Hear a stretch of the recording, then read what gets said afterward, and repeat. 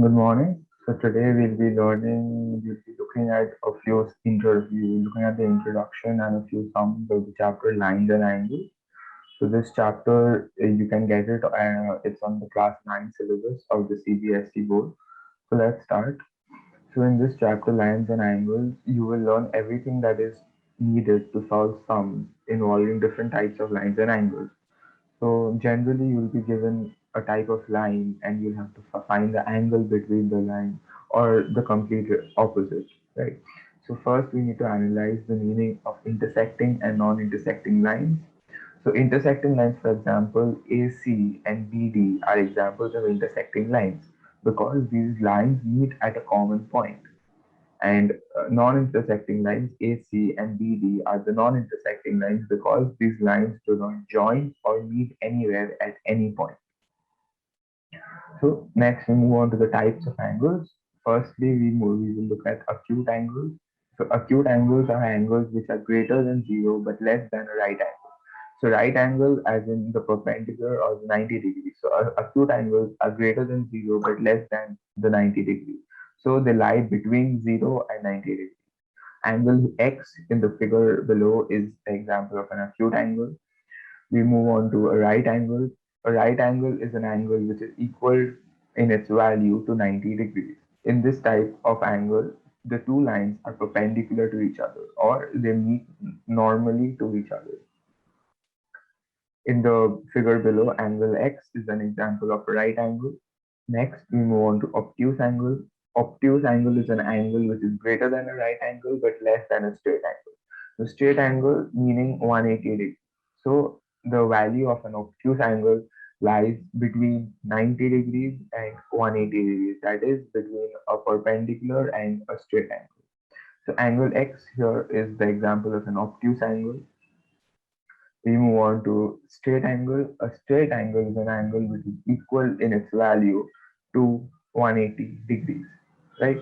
So the straight angle is basically just a line, right? And any angle on that line is known as a straight angle. So angle X here is straight angle. We move on to the reflex angle. A reflex angle is an angle which is greater than a straight angle but less than 360 degrees. 360 degrees is the full revolution, and a reflex angle is the angle which is greater than a straight angle but less than 360 degrees. So the value of a reflex angle lies between 180 degrees and 360 degrees. Complementary angle. So two angles are said to be complementary if their sum is equal to a right angle. So let us take an example. So what are two angles are called complementary angles when the sum is equal to 90 degrees. So for example, let us take two angles x and y. So x and y are complementary angles if x plus y is equal to 90 degrees. So let's see if these two angles are complementary angles. So the first angle is 15 degrees and the second is 60 degrees. So we just add the two angles, 15 plus 60, that is 75. So 75 is not equal to 90. It is in fact less than 90. So these two angles are not complementary to each other, right? Next, we move on to linear pair. Two angles are said to be a linear pair when the sum of two angles is equal to 180 degrees. So if there are two angles, angle x plus and angle x and angle y, so they will form a linear pair if angle x plus angle y is equal to 180 degrees, right? So let us take this example. So it is known to us that the angles PRQ and angle SRQ form a linear pair. So we need to find the other unknown angle, that is angle PRQ. So since they form a linear pair, angle PRQ and angle SRQ the sum of both the angles is equal to 180 degrees.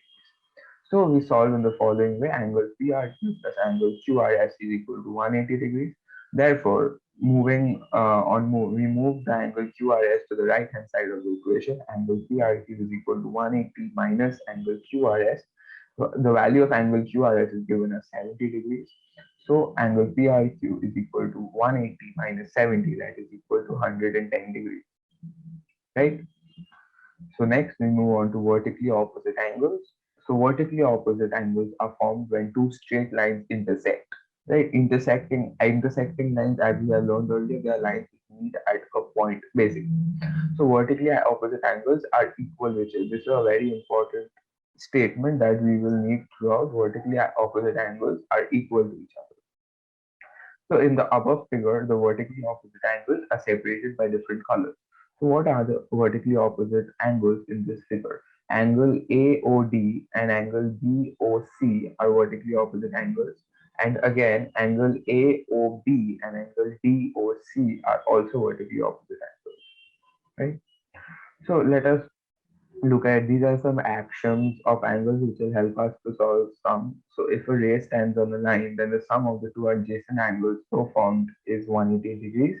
This means that the two adjacent angles form a linear pair. So the sum of the angles is equal to a straight line. So if a ray stands on a line, then the sum of the two angles formed is equal to a straight angle. That is basically the axiom 6.1.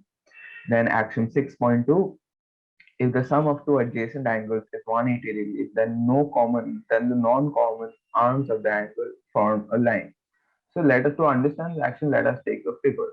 So here the angles PRQ and angle QRS are adjacent to each other and they form a linear pair. The non-common lines are the lines that do not meet. So the non-common lines are PR and RS. So if you look at the figure closely, we can see that the lines PR and RS form the line PS. That is the action 6.2. Now let us look at the action 6.3. If a transversal intersects two parallel lines, then the pair of the corresponding angles is equal. So what is a transversal? A transversal is basically a line joining two parallel lines. So if the transversal intersecting two parallel lines, if the transversal intersects two parallel lines, then each pair of corresponding angles is equal. If a transversal, axiom 6.4, if a transversal intersects two lines such that a pair of corresponding angles is equal, then the two lines are parallel to each other. So to understand this, let's look at this figure. So we have this figure, these are the two parallel lines, and this is the transversal, right? So I have just jotted down the various pairs of corresponding angles, ulterior interior angles, ulterior exterior angles, and the interior angles on the same side of the transversal. So these are different types of angles that we can find from this figure itself. So now we move on to the angle sum property. This is a very important property. So according to the angle sum property, the sum of all the angles in a triangle is equal to 180 degrees. So for example, if we have a question where we are given two sides and we need to find the third side of a triangle. So because it is a triangle, the sum of all the angles has to be 180 degrees. And so, for example, if we have two sides, x, y, and z. So if we have three angles, x, y, and z. So angle x plus angle y plus angle z has to be equal to 180 degrees, right? And another theorem of the angle sum property is that if a side of a triangle is produced, then the exterior angle so formed is equal to the sum of the two opposite interior angles. So basically, if the side of a triangle is produced, so for example, let's take this side BC. So if this side BC is produced to O, then the exterior angle formed at OCA is equal to the opposite two interior angles, and the opposite two interior angles being CAB and CBA. Right, that is what it's written. That is what is written in this equation here. So now there is a summary of what all we have learned in the introduction. So you can just go through them. You can just go through them once.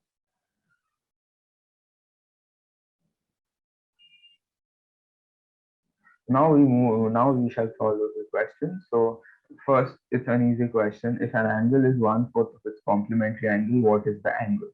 So to solve it, we name the angle, let the angle be x, right? So the complementary angle, we have learned that two angles are complementary if their sum is equal to 90 degrees.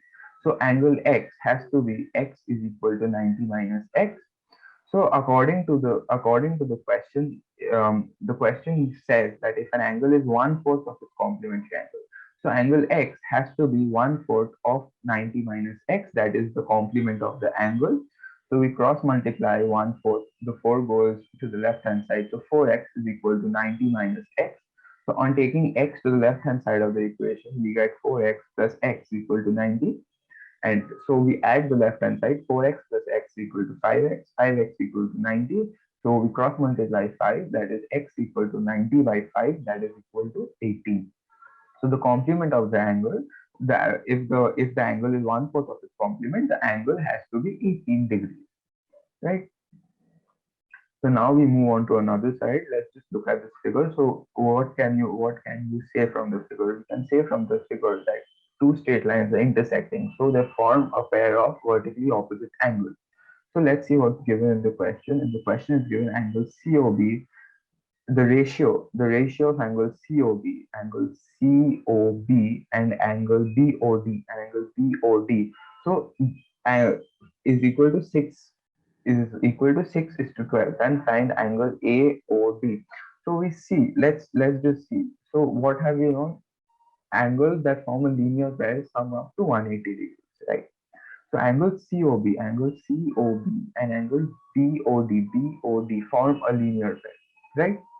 Therefore, the sum of the two angles has to be equal to 180 degrees. So let us take x as a common value. So since it is ratio, we can't multiply it or add it. So we need to take a common value in the ratio. The common value of the ratio being 6, we introduce a common value being x. So the sum of the two angles has to be equal to 180 degrees. So 6x plus 12x equal to 180. So 6x plus 12x equal to 18x. So 18x equal to 180, or x is equal to 180 divided by 18, that is equal to 10. Now we find out the value of the angle. So how do we find out the value of the angle? We will find out the value of the angle by multiplying the ratio with the common value. So angle COB was given in the ratio, it was given as 6. So after introducing the common value, it becomes 6x. So the actual term of the value is equal to 6 into x, that is equal to 6 into 10, which is equal to 60. And likewise, angle BOD is equal to 12 into 10, which is equal to 120. So now we have to find out angle AOD. Angle AOD. So angle AOD is vertically opposite to the angle COB.